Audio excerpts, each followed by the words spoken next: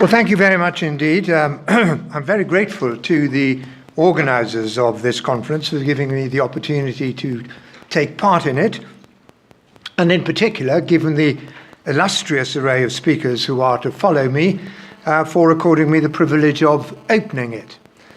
I do not intend to speak about the process of Brexit. Others, including many of those who are going to be addressing you later today, are better qualified than I to do that and have become recognised experts in that particular field. I would simply say this. It is a great mistake to suppose in the negotiations which are to commence in a matter of days that the United Kingdom is in any respect a supplicant. We are the fifth or sixth biggest economy in the world, depending on how you measure it. Everyone will want to have access to our market. If our European counterparts behave rationally and in their own self-interest, we shall reach a very good agreement. If not, then we will be able, as I'm sure others will explain later today, we will be able to operate perfectly effectively under WTO rules. And we had a piece of good news this morning from a very unexpected source, a select committee of the House of Lords, not renowned for producing helpful reports in this context, which has come to the conclusion that if we leave after 2 years without an agreement, we're not under any obligation to pay a penny to the European Union. But I want to talk to you this morning about Britain beyond Brexit and about one of the major challenges facing not only our country, but the world at large. The term globalization was until recently largely confined to the dry columns of the financial press. But more recently, it's hit the headlines. And what was seen almost universally as an unqualified force for good has come under attack. The success of that attack can be seen most vividly, of course, in the electoral triumph of President Trump. He made that attack a main plank of his election campaign. It's also thought by some, though this is perhaps more controversial, to have played a significant part in the vote for Brexit. It has certainly played a large part in the rise of populist movements in the European Union, although one should never underestimate the extent to which the primary cause of that discontent is the European Union itself. What this attack has exposed is the extreme difficulty which mainstream politicians have encountered in framing a persuasive policy response to this phenomenon, which is going to be with us for some time. It's not going away, and it will continue to be a major force in the politics of most developed countries for the foreseeable future. So we need to consider the basis for this phenomenon and the extent to which the concerns which apparently fuel it are legitimate and real. Now, in doing so, we must not for a moment lose sight of the benefits of globalization. The last quarter of a century has seen the greatest reduction in poverty in the history of our planet. That's a very large claim to make. I'll say it again. The last quarter of a century has seen the greatest reduction in poverty in the history of our planet. By most accounts, at least 1 billion people have escaped poverty during that time. Today, they're certainly not all rich, but they're no longer poor.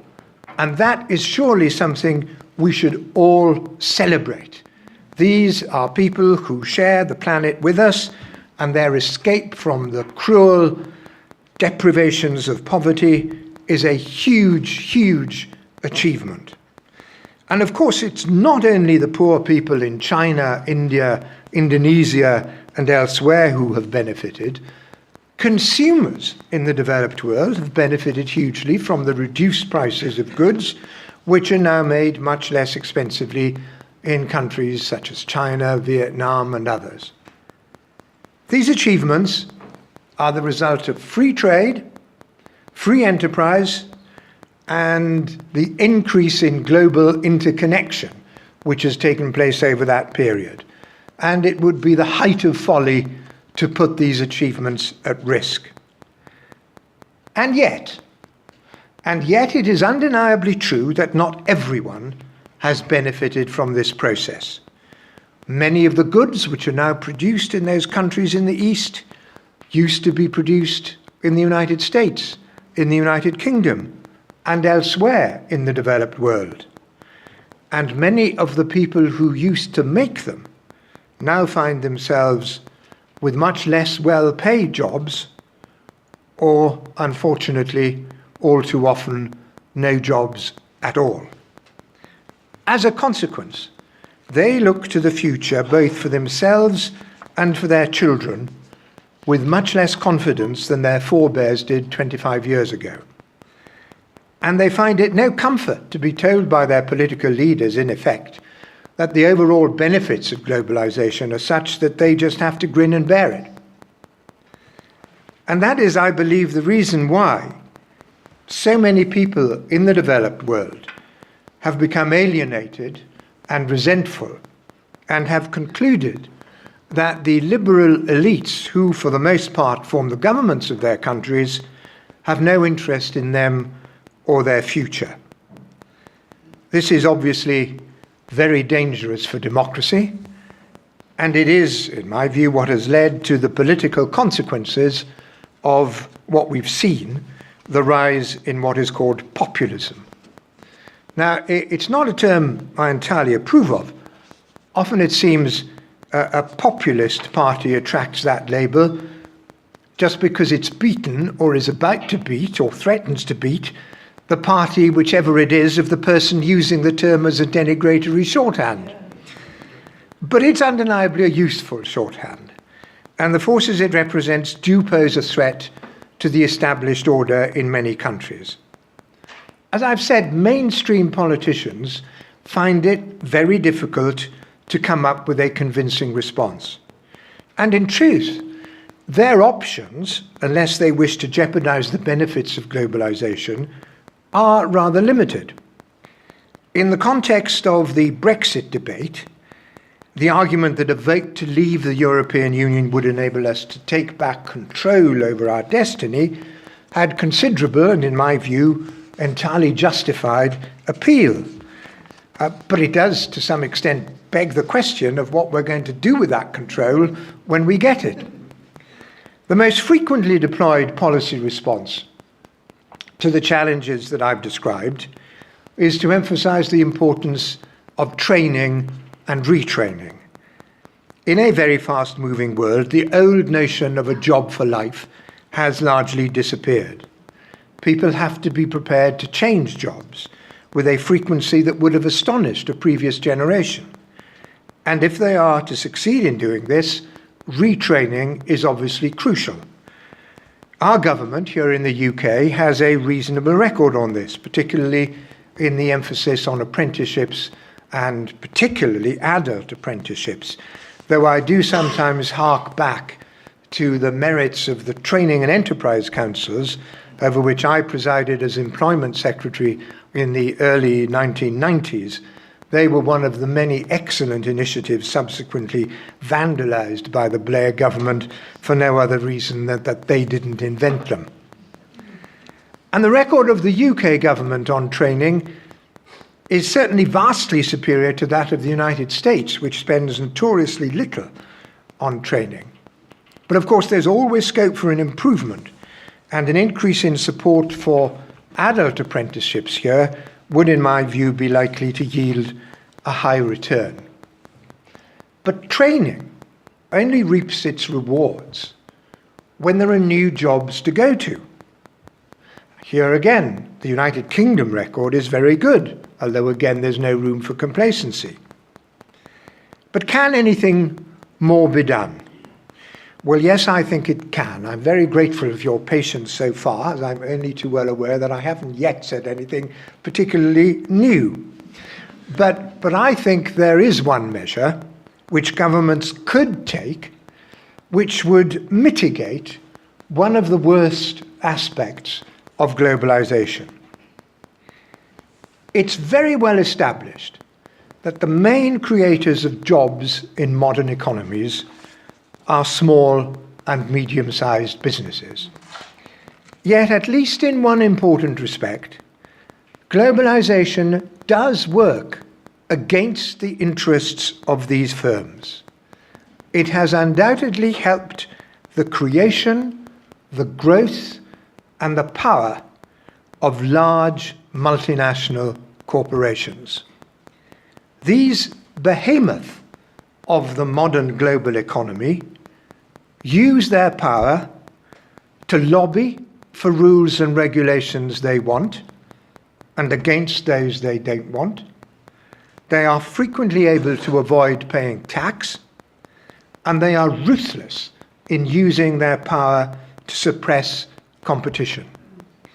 It was advantages of this kind, though he didn't use such unvarnished language, that Warren Buffett must have had in mind when he praised the merits of investing in firms which have what he called an economic moat. Now, it's very easy to see the advantage for investors of these moats. It's much less easy to see their benefit to consumers, and they work directly to disadvantage small and medium-sized businesses. Now, all this does, I hope, seem like plain common sense, but there is empirical evidence to support it.